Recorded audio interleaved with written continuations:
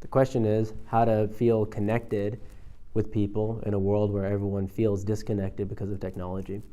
And I will say that the technology does connect people in a way. What Mark Zuckerberg says about Facebook connecting friends and things like that is true. There's a flip side to it, which is that Facebook and other companies have all these apps and programs that are so enticing and so designed to keep your attention on them. And nothing wrong with that. They want you to spend as much time on their company as they can. But people end up spending a lot of time just looking at their phone, and it's because it's instant, it's immediate, it captures your attention very quickly. The downside is that it reduces attention span. Now, attention span within the world has been on the decrease for a while since the advent of TV, and maybe even from before that. Now, social media and phones is a whole nother park and ball game, which is just that times 10 or something. I personally find the phone to be the most useful tool. I love having all the apps, and I think that they're great and fantastic. But I have to discipline myself to make sure that I'm not constantly checking these things, and I've gotten pretty good at it. But even still, I check my texts more than I'd like to.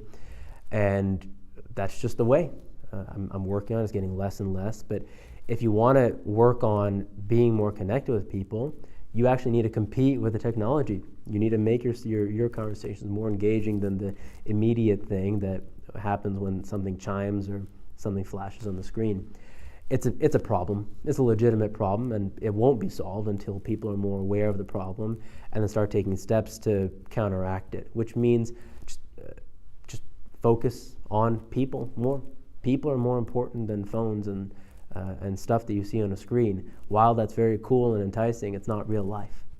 And it can also shape your thoughts and perceptions in ways that you might not want.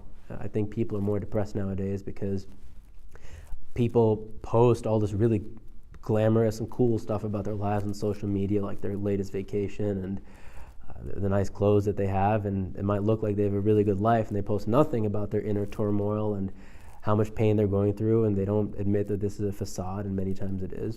Similarly, now on the other hand, a lot of people post a lot of horrible, negative, hostile stuff about other people on social media, and they get into fights. So social media ends up creating this completely distorted view of reality, which becomes people's reality. Because you take in your inputs at every second, and that becomes what you think reality is. So all these things are things that people need to be aware of. If you use these things just to look at videos and photos, that's nice, but when it starts having these negative psychological impacts, you just take a step back and see what's really going on here. So when it comes to actually connecting with people, again, put the phone away. Just say no phones, or put it on silent, and then just talk with them. But the fact that you need to take that effort to actually do that can make you not do it. Might throw off the mood of the day. It might be problematic.